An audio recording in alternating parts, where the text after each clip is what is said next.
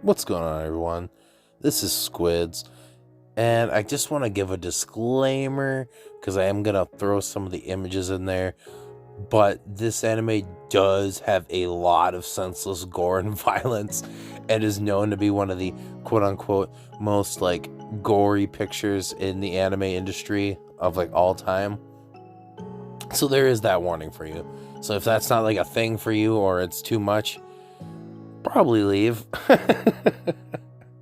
So, I finally picked up Genocyber. I personally have I guess, not obsession, but more of a love for 90s and late 80s OVAs. They had a no limits of what they could do. They did whatever they wanted, and most of them, not all of them, some are shorter, but most of them usually rounded around that 2 to 3 hour mark, which was almost perfect. It left you with a lot of them had a nice conclusive plot, and then, or not conclusive, I guess, nice flowing plot, and then usually came with an open conclusion or just enough conclusion where you can kind of make it up on yourself. I feel like that's something that a lot of anime modernly is missing. However, I can understand why that would not make some people happy, and also the fact that it was, 90s cell shading animation, which some people aren't interested in, even though I think it's in most ways almost superior to modern animation, in some ways at least. But this one really hits the spot. I've had it since the Blu-ray went on standard release about a yearish ago, and it's been on my watch list, and it's a long watch list. I have so many videos and animes and OVAs I need to watch, but you can only get to so much, especially when you're watching 20 some a season, then you got work and everything else on top of it. But I finally got to it, and it is so good. It's very much a cyberpunk dystopia feel, and not the booming cyberpunk dystopia, more like the long ends of what could happen and what life will be like, and just dark, dirty, and gritty. It gives you a vibe of surrealism, and it's got even different types of references, obviously you've got a Cain and Abel type of story plot to it. It does what it needs to do, and some people would say it almost goes too far with some of the killings, but I feel like if you're into that kind of thing, this is going to be for you. So, let's just kind of talk about the plot here. It's based into 3 separate, distinct, I wouldn't call them arcs, but sections. Our main character for the whole series, even though she's not exactly main in the last one, is this girl named Elaine, who is a part of this Genocyber project, which is the ultimate bioweapon created with 2 psychic sisters. And it starts in China, or Hong Kong to be specific, and Elaine's this mute girl who acts deranged and has no friends or anything, just because she can't, but just wants to live, kind of a normal life. But her sister, Diana, is this cripple girl who's jealous of Elaine. Or at least that's the vibes I get from it, because she wants to be free, and Diana loves her dad, but Elaine knows that's not the real dad, and it's just a whole dilemma all in itself. And the so-called dad is this mad scientist who we kind of find out literally killed their parents. It's pretty fucking dark. But we need both Elaine and Diana to activate this so-called Genocyber itself. And so Elaine kind of escapes into the city and meets a friend, this little boy who's kind of caught up in the wrong place at the wrong time type of group, just to kind of make ends meet. So, but they're friends and they get along really well. It doesn't really show you how much time, elopes, but time elopes. And while Diana's searching, there's a lot of murder. Like, there's a lot of deaths happening left and frickin' right. And so Diana gets caught by these, like, government agents that are, like, I guess trying to stop it from happening because they know, like, what the Corp was trying to do. And she escapes, and the government agents and scientists essentially just all die while this is happening. And the main reason that she kills all these people is because the main thing they were using as, like, bait was the boy that they trapped, and or the boy that was her friend that they trapped and caught. He dies. They kill him, like, dead. So Elaine gets just, obviously pissed and angry because that's the only thing she really cared about and wanted to be around. And that turns her into Genocyber because she pretty much bonds with Diana after Diana gets killed, which causes, like, a huge, like, explosion, knocking Hong Kong off the map. And that's the first arc of the story. Some of the best kills, I'd say it's the best kills are the second arc, but really good kills, really good. I mean, it flows very fast leading into the second arc, which is the global war. And this one takes place pretty much right, I wouldn't say right after, but pretty close after the first one ended, in a country that I believe is called Karain, and they're at war with the US, and it's this huge carrier strike crap with, like, futuristic weapons. It's just a lot of crap going on, and they kind of find Elaine drifted, around, and they take her onto the ship.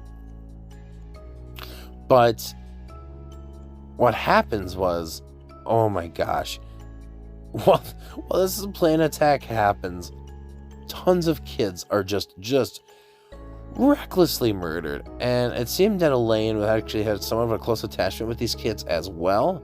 So as you can see, getting close to Elaine is just not a good time. But she meets this young female doctor called Mara, and she takes her under with this, like, delusion that it's her own daughter Laura who was actually murdered or dies. I don't know what exactly happened to her, but she dies in the past. But nobody really knows that Elaine actually has these psychic abilities.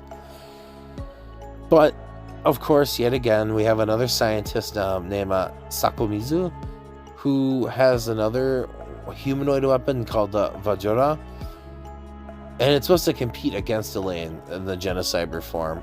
But Elaine senses it and tries to destroy it, but the arm survives this, and that is a bad mistake. The scientist finds out that, like, the arm has been destroyed and sabotaged, and he knows that more than likely the Genocyber did it.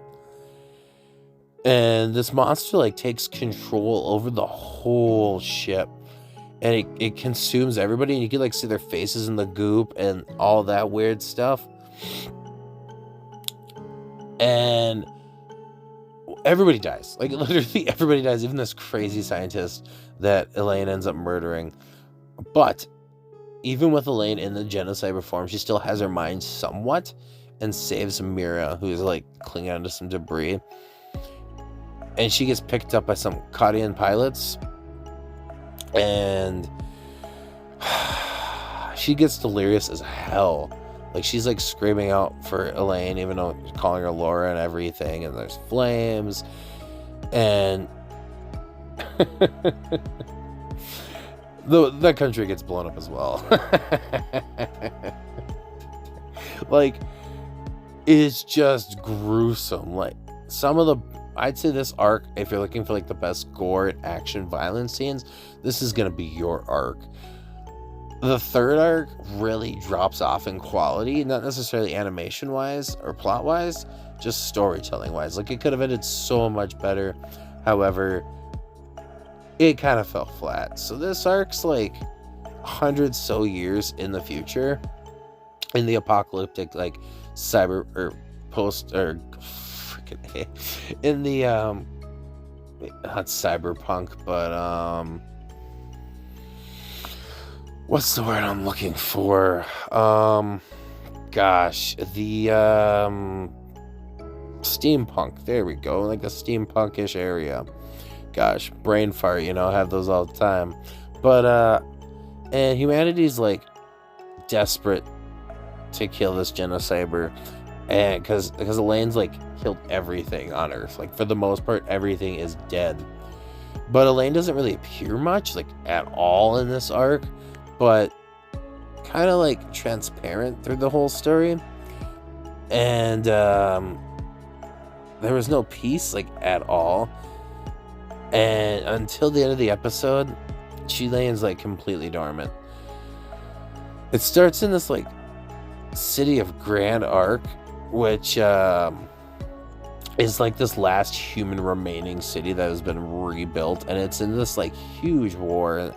It's got this evil mayor that's trying to help civilization, and he claimed to kill the Genocyber. However, clearly he didn't. But the people trust him because he claims all this stuff, But our main focus is this couple named Ryu and Mel, who are entering the city pretty much just trying to find a doctor to cure Mel because she is blind. But long story short, while they're kind of looking for this, Mel's like doing like this psychic act on the side to try to make money, and it's just not enough. So Ryu kind of gets picked up by this guy he's like, he can make him money and everything. And he's throwing knives at these dartboards, and they got him blindfolded. And they put a human in there, and he throws them all and kills this guy, right? Tricked, bamboozled, everything he could think of. But, so he's like getting pursued by the city guards, and he picks up Mel, and they run into this underground sector. And they're kind of going along, and they just let him go because they say once you're down there, you'll never make it back. And they fall into this like pit trap. And in this pit trap, it kind of goes along with like Mel talking to Elaine and Diana in like a psychic way with her like psychic powers. But Mel is like, they think she's a god's messenger because they think the Genocyber is the god. But eventually, somehow Ryu splits up, and I think it's Diana's fault because she like guides him out of there, is what I kind of think we're led to believe. And he gets caught by the guards, and they like truth serum him with like, I think it's supposed to be some drugs to murder him, but it ends up not murdering him. But the guards go down, and we kind of find out that Mel's pregnant because she just barfs everywhere, and I kind of assumed that, but then she says it, and the guards go down, and they murder like everybody in the city, including Mel, because they think that Mel and Ryu are terrorists. Because when he comes up earlier, he has like this bomb on him, but it was actually this run-in that this like guy had to distract them. It was a whole planned out thing. Really got screwed on that one. But when that happens, whoo, Mel, who is dead, with her pregnant kid, fuses into Genocyber, and this Genocyber ends up being more like a actually huge mech type of like bioorganic creature, and it looks really neat. I wish it kind of looked like that more often, but even like this regular Genocyber model is really freaking awesome. But it just kills all of the city guards. Like, we're talking all of them above ground. Just even the mayor was first, of course, because with Mel and Diana and Elaine all mixed together, that's like the goal. Like, Elaine feels for her, and they just murder everyone. Oh, it's so good. But after everyone's dead, it resurrects Mel somehow. Like, I don't really know how or why, but Mel comes back to life and saves Ryu, because he didn't really die. But even though the guard earlier told her he was dead, he didn't die. But it drops him into the city, and it flies up and freezes itself. And this like spacecraft that we seen earlier, that's not really super important. It was like this guy right, it kind of flashes back for the 100-year skip. Who, like, his main goal in life was to just destroy the Genocyber. And our last scene is Mel and Ryu kind of just laying there. And Diana calls for Mel, saying, like, big sister. And it goes to this, like, uncovered frame of Genocyber. And you can hear a baby crying in the background, which I believe kind of leads to their baby being born. But it's not really, it doesn't really tell you, like, at all. Or if there's any other survivors, or what happens to Genocyber, or if Elaine can, like, manifest herself as the girl. But that's where it ends. Like, it just ends there. So that's kind of my biggest gripe, is the last arc, like as I said. But it was still really good. And, oh man, if you haven't seen it, or you're just like I said, into the gory aspects of it, I highly, highly, highly recommend it. It was, like, controversial at the time. And it has, like, dismemberment, disembowelment. Like there's this kill where, like, it just murders patients and nurses and doctors. Like, you can see faces being ripped off, and decapitations. Oh my gosh, it is just so brutal. Like I said, the animation's alright, and the soundtrack by Mama Ito, and the song Fairy Dreaming, which isn't, like, the first, the third, and the fifth, because technically it's divided into 5 episodes, by Sayori Shimizu. They're really good, like, especially for 80s bops. They're fucking fantastic. Highly recommend checking those songs out. They're just gonna get stuck in your head. But was this one that I think deserved the cult status?